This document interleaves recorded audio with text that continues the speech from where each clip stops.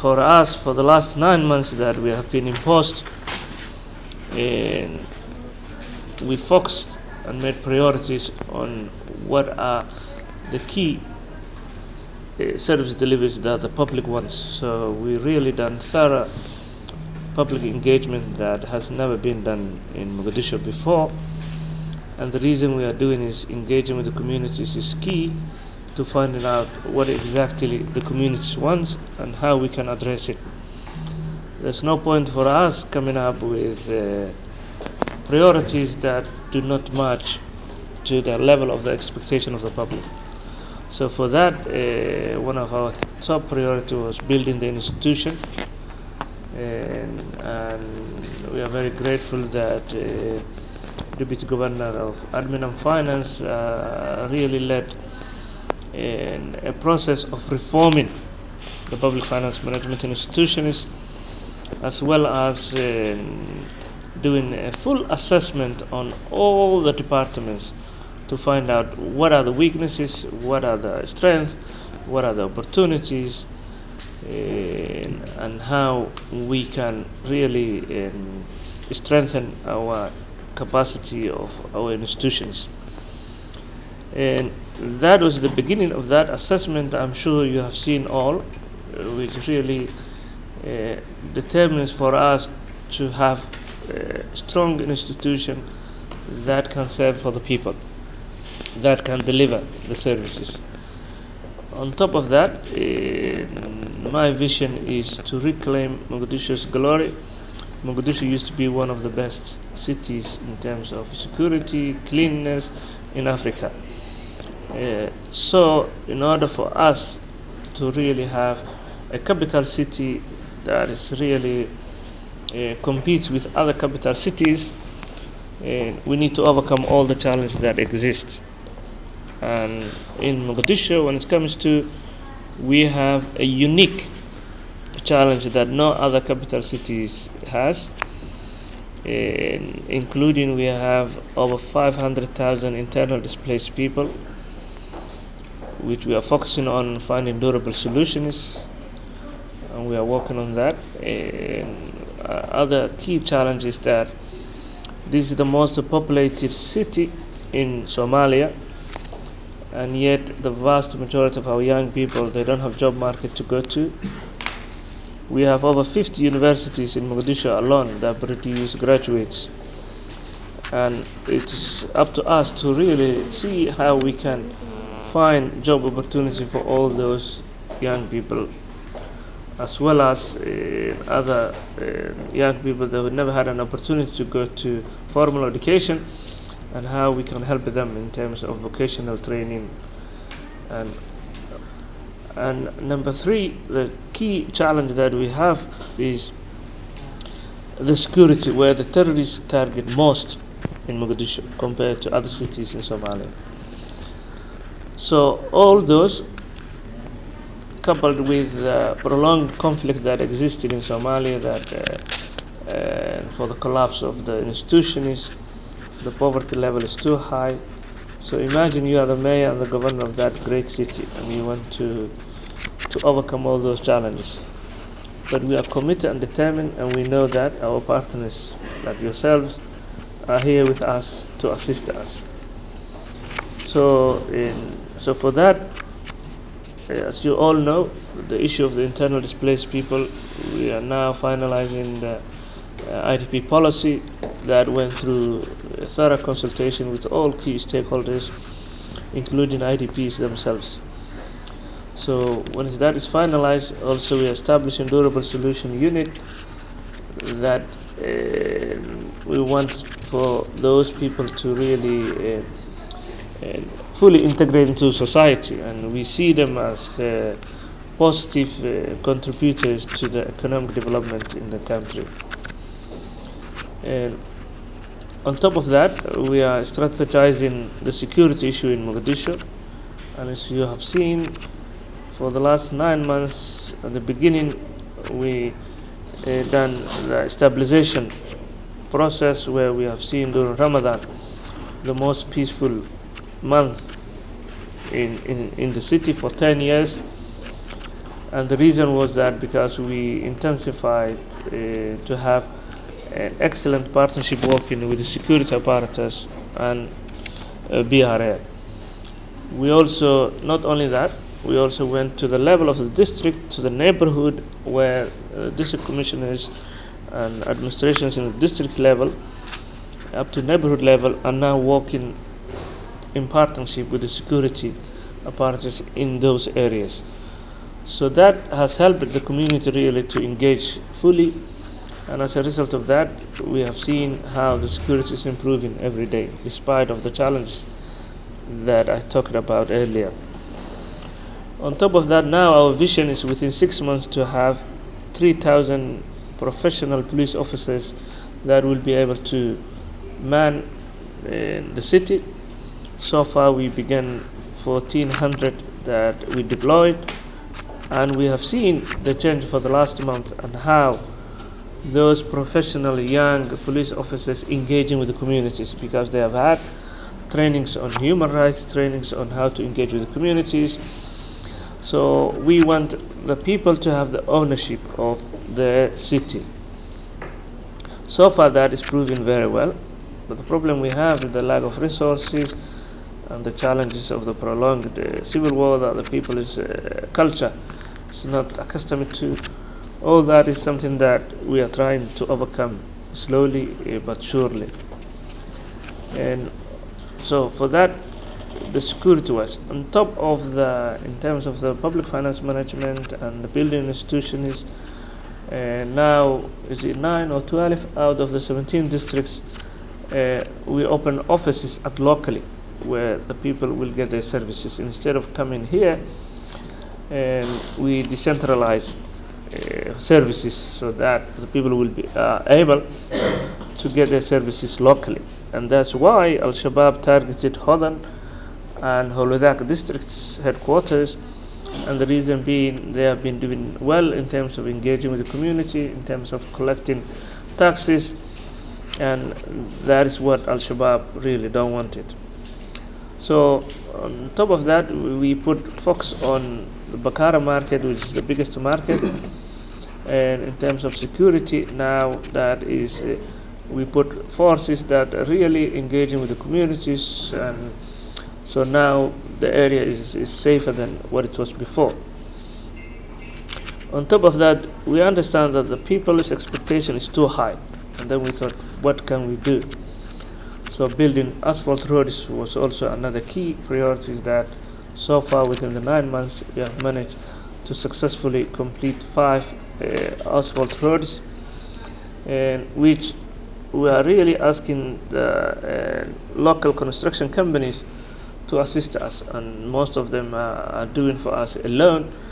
We're saying that there will be rain tomorrow and we hope that we will repay you back. So, and also the business communities are taking part on that. Again, another area where we are focusing and engaging with the communities is the process of democratization that we began, and now the plan is almost completed.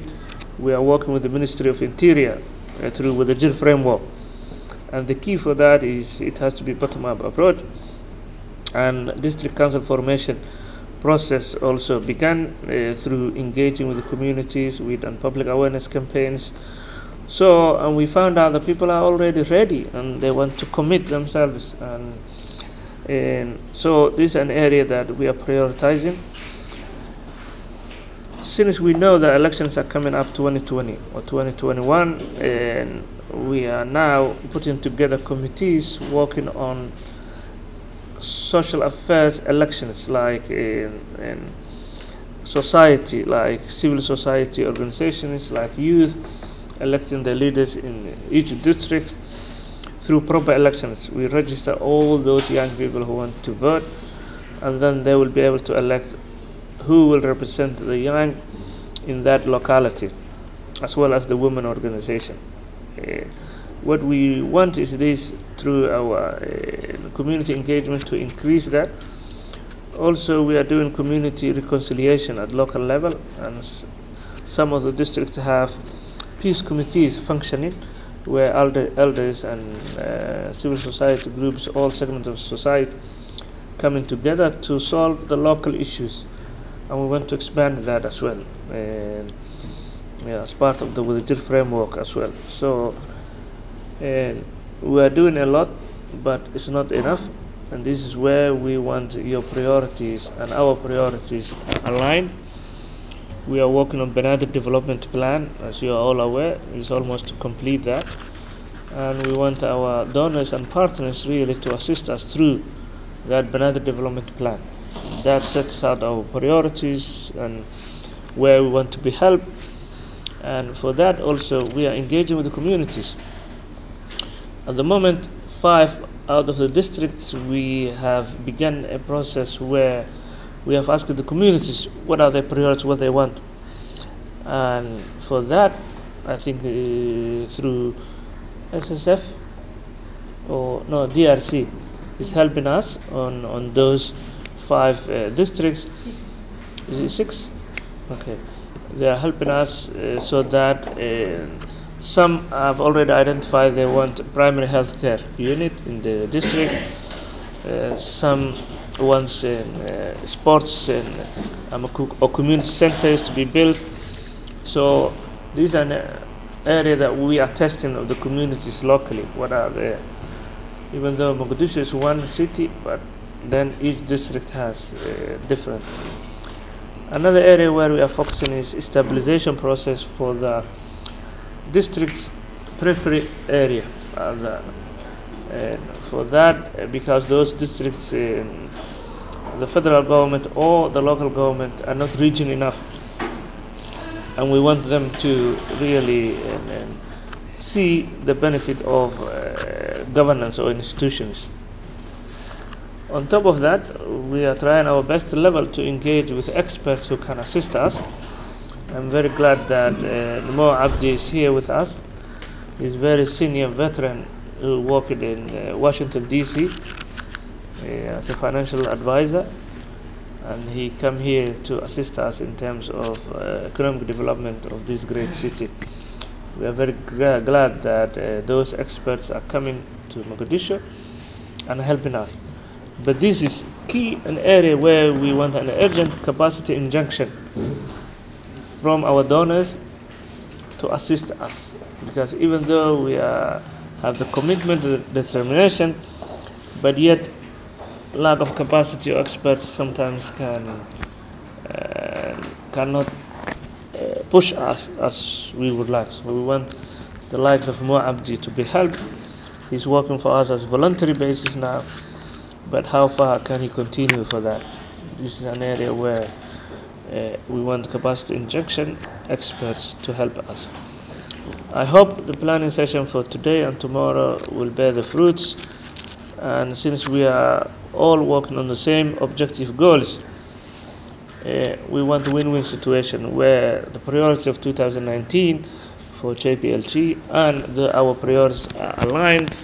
And I understand that you have had very constructive discussions and engagement, and I hope that today and tomorrow we'll continue on that, and I wish every success for this project to succeed. Finally, I would like to give you my absolute commitment and determination to work with you in partnership, and in particular Jplg, to really succeed. We understand there are various issues or concerns about Mogadishu is not federal member state, but yet what we want to give you the assurances, and also there are political issues where the previous governments were unable to implement the democratization process or the district council formation. But I can give you absolute commitment from our leaders, current leaders, who are really pushing me this, and we want this to succeed. So those who are politicizing the issue of Mogadishu, we can understand, including federal member states, who are opposing that Mogadishu to become federal member state. But for us, is very clear. Whether Mogadishu becomes federal member state or whether it becomes its own, it will be a local government that manages people, delivers services, and we are asking our leaders and all these politicians who politicize, there are two issues to be solved. One, the 3 million population, or 2.5, whatever, people need to have the same rights as other regions, because Banadr is part of the 18 regions. So that has to be very clear. We need the rights. If other regions have their own autonomy, they can elect their leaders they want. This has to happen. Another issue of the status of Mogadishu, whether the capital, what is going to happen in the future. And we have already done studies, research. There are only 3 options that will be when we look at other federal member states. Either Banadr to become a federal member state that hosts the federal government and be the capital city, and the people will have their own, similar to federal member states, have its own parliament, its own legislative and all that. Another area where is going to be city-state, and also maybe an issue where we can think of 5 or 4 districts of Mogadishu will become the federal capital, whereas the rest will become Banadr region. So I don't want donors or analysts to really worry about what will happen to Mogadishu, but regardless of what happens, I think the local government will continue. I think that's what I want you to really convey to your good offices, and we want Mogadishu to succeed. I think that is the ultimate goal, and that's what you guys will be good. Another thing where I believe that Mogadishu is neglected now compared to before 90, Mogadishu used to be the center of the attention of the whole of Somalia. Since we opted a federal system, and we know federal system is not bad, but the way it's created and the way that some clans using the federal system as a way for the clans' interest, I think that is the problem of Somalia.